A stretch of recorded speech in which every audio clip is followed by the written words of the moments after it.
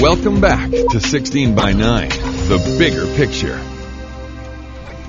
6 months after Louise Gaudreaux's murder, and no suspect, no charges, and no closure for her grieving family. But 16 by 9 investigated and found a crucial part of this case being ignored.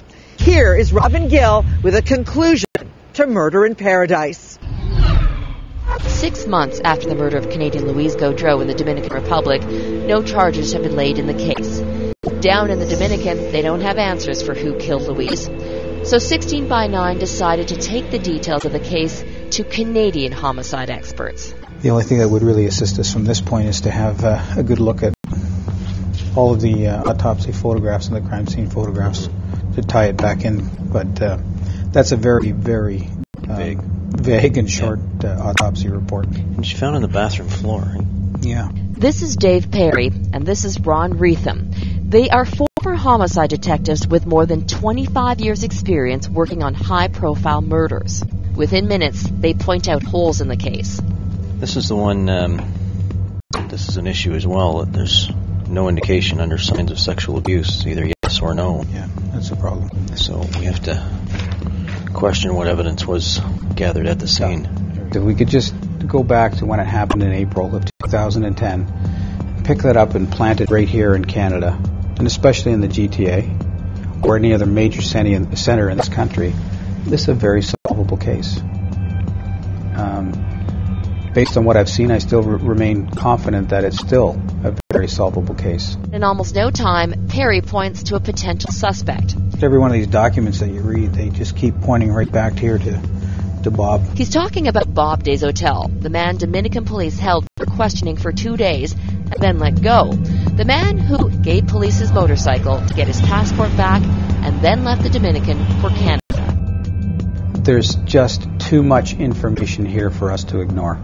This is not a case where it's a big mystery. But in the Dominican, at least, the case remains a big mystery. In July, Dominican police called Bob Deshotel a person of interest, but no arrest order was issued. Then on August 14th, that changed. 16 by 9 obtained this copy of an arrest order issued by the Dominican police for Bob Deshotel and 2 others, a Chilo and a Juan. But it seems that order comes too late. Bob has long since left the Dominican behind, leaving the house he built, a close circle of friends, and even an alibi. The alibi won't give her name, but says she was with Bob the night of Louise's murder. Tell me about the night that Louisa was killed. Where were you and where was Bob? Having supper with my friend Yvette and with Bob Deshotel. And what was he like that night? Bob was crying all the time. He was so sad. But that dinner alibi has a hole. Listen while she tells us what time Bob left that night. And after he went to bed into his house around Wretham. She says Bob left dinner at 11 p.m. The police report puts the time of death between 5 p.m. and midnight. But still, she insists Bob didn't kill Louise. Some people in the town say he's responsible for Louise's death. Yeah. What do you say about that? But some people said that he's responsible because he was saying she's got to pay for it, but he didn't mean she had to pay of her life. 16 by 9 wanted to track down Bob Deshotel to find out if he had anything to say about the circumstances surrounding Louise Gaudreaux's murder. We finally found him on this Montreal street, just outside his apartment building. Deshotel refused to answer any questions and rode off on his bicycle. But he did talk to a 16 by 9 producer by phone, insisting he had nothing to do with the murder. I didn't do it. I wasn't there. And I won't go in front of the TV to tell everyone that, I didn't commit a murder. And Deshotel says his talk about making Louise pay was about financial compensation for his friend's death. He didn't mean murder. I realized that it was an accident. I was really upset. And it was a reaction normal to say that she has to pay for that. The way I was saying it, it means more or less, she got to pay, not with her life. She's got to pay money.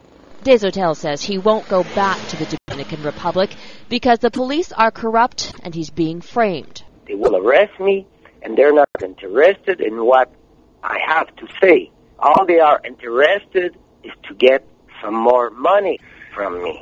And Deshotel says he doesn't even know about this arrest order.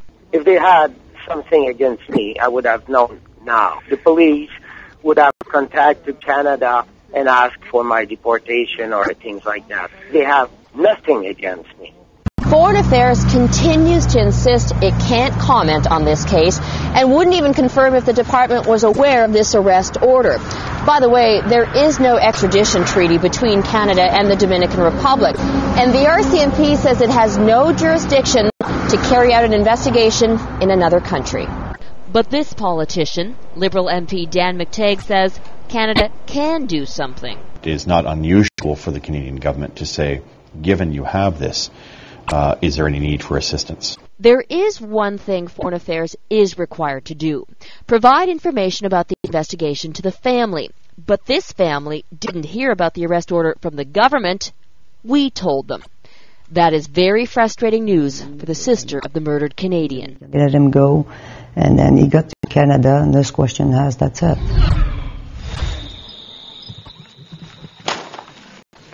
Seven months after Louise's murder, Annie ventures back to the ranch where her sister was killed. I think feeling close to her. I always liked the ranch, and I still do like the ranch. The only thing missing is Lisa.